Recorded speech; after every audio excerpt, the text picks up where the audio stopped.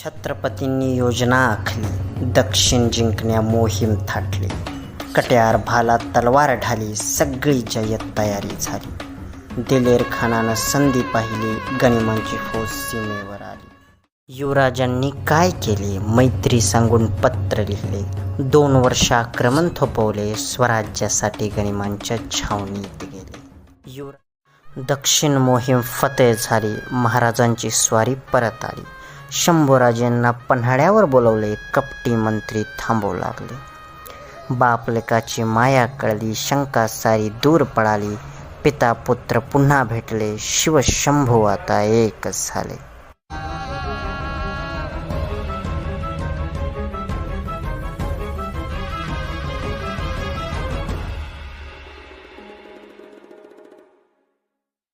स्वराज्याचा सूर्य मावळला, देव्हाऱ्यातून देवच गेला. नियतीने पुन्हा अंधार केला, शत्रूही दुःखात गेला. छत्रपतींना स्वर्गात पाहून देवांनी उठून मुजरा केला.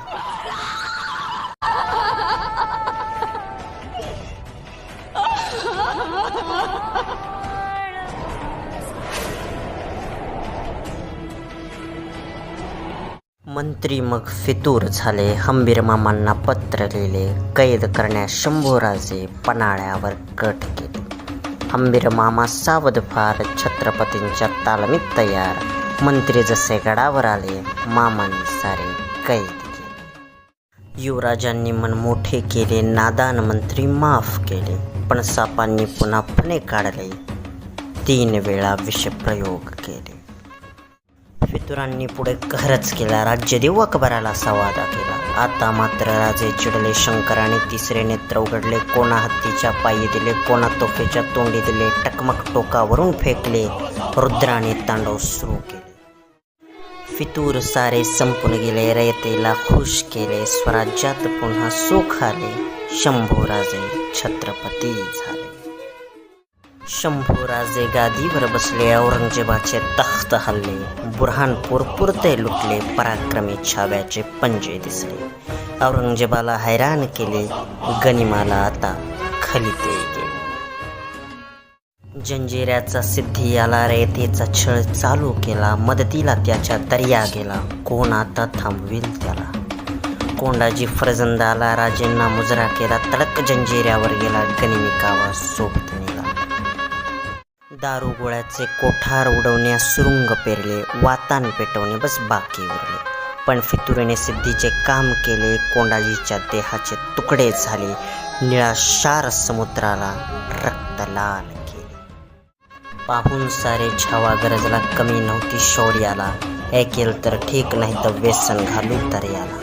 शंभूराजेंच्या मदतीला श्रीराम धावून गेले. सेतू बांधला मग समुद्रावर, अशक्य काम शक्य केले. बुरुज फोडला होता, नगारखाना पाडला होता. जंजिरा शरण येत होता, किल्ल्यावर भगवा फडकणार होता. औरंगजेबानं जहरी डाव केला, हसन खान कल्याणवर चालून आला. स्वराज्य राखण्या राजे गेले, कल्याण पुन्हा जिंकून गेले. शंभूराजेंचा युद्धात पराभव करणे शक्यच नव्हते. औरंगजेबाला हे आता कळले होते. गैरसमजाचे विष त्यानेच पसरले, फितूर सारे पुन्हा हाताशी धरले. एक निवाडा करण्या महत्वाचा, राजे पन्हाळ्यावर गेले. शिबंदी नव्हती फारशी, कवी कलश सोबत आले. रायगडावर राजे नाहीत, हेरांनी बातमी कळवली. जेरबंद करण्यात छावा, मुकर्रब खानाने सूत्रे हलवली. रायगडावर जाण्याची प्रत्येक वाट अडवली. पकडण्या शंभूराजे तयारी जय्यत केली. संकटाची चाहूल लागताच गडकरी सावध झाले. राजे निघा, रायगड जवळ करा, मालोजी बाबा सांगू लागले. 100 भालायतांना सोबत घेऊन राजेंची स्वारी निघाली. बिकट अवघड संगमेश्वराची वाट हेरली. सरदेसाईंच्या वाड्यात एक मुक्काम पडणार होता. रायगडात जवळच नजरेच्या टप्प्यात होता. दोन्ही हातात शमशेर घेऊन मालोजी बाबा समोर आले. सपासप गनिम कापत वाघासारखे लढू लागले. वय वर्ष 60, तरी अंगात कायम होती. लाखाचा पोशिंदा जगला पाहिजे, स्वराज्याची रीत होती.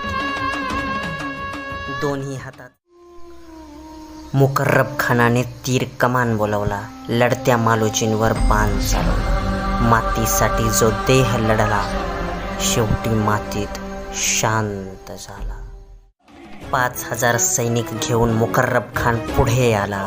मनातून घाबरून गेला जेव्हा शिवबाचा छावा पाहिला. त्याच्या पुढे रुद्र उभा, नजरेत ज्वाळा होती, हातात शमशेर कसली, चमकणारी ती वीजच होती.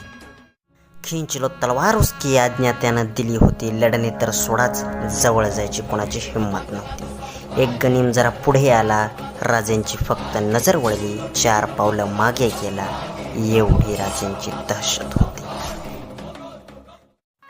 शेवटी दुरूनच त्यांनी दोरखंड फेकले. शंभूराजे जेरबंद केले. बहादूर गडावर धावत नेले. गनिमाने स्वतःला सुरक्षित केले. औरंगजेबाकडे हेर धावत गेला. हुजूर, बडी खुशी की खबर है, सांगू लागला. खबर ऐकून बादशाह खुश झाला. आनंदात त्याने जश्नचा ऐलान केला. जो हत्तीच्या अंबारीत बसायचा त्याला मळकट उंटावर बसवले.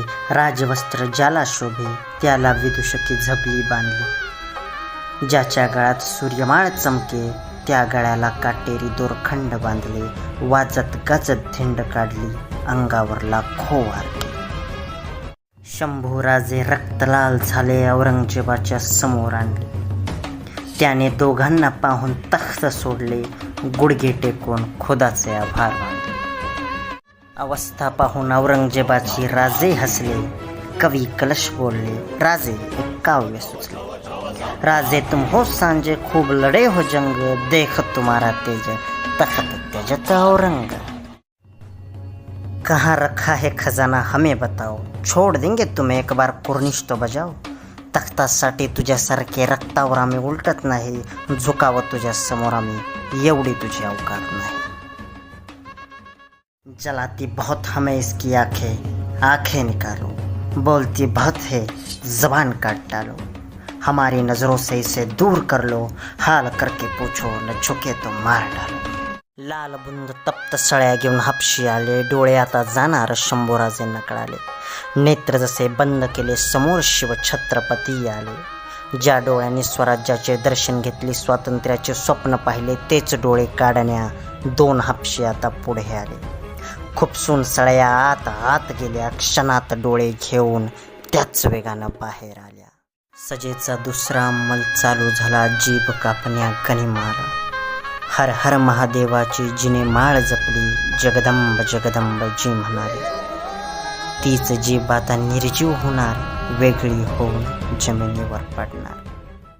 छाव्याने तोंड घट्ट मिटले. प्रयत्न करून गनिम थकले. एकाने मग युक्ती केली. नाक राजांचे दाबून धरले. जीव गुदमरला तेव्हा श्वासासाठी ओठ हल्ले. संधीचा फायदा घेऊन जीभ पकडली. कट्यारीनं कापली आणि समोरच टाकली. अंगावरचे कातडे काढले. त्यावर मिठाचे पाणी टाकले. हाताची नखं उखडून काढली. भयंकर यातना झाली. अंगावरचे मांस सोडले. कोल्या कुत्र्यांना खायला दिले. गुडघ्याच्या वाट्या काढल्या. मिरचीच्या धुरा दिल्या. हात पाय कलम केले. देव जाणे कसे राजेने सहन केले. अखेर तुळापूरला आणले. मस्तक कलम केले. देहाचे तुकडे केले. जमिनीवरती एवढे सगळे सहन केले का आणि कशासाठी? आपण शिवछत्रपतींचे पुत्र आहोत, फक्त ही अस्मिता जपण्यासाठी. कसं जगावं हे छत्रपती शिवाजी महाराजांनी सांगितलं, पण कसं मरावं आणि मरणानंतरही कसं अमर राहावं हे छत्रपती संभाजी महाराजांनी दाखवून दिलं. नाही मी कवी ना मी इतिहास जाणतो, दीपक आहे मी, छत्रपतींना देव मानतो.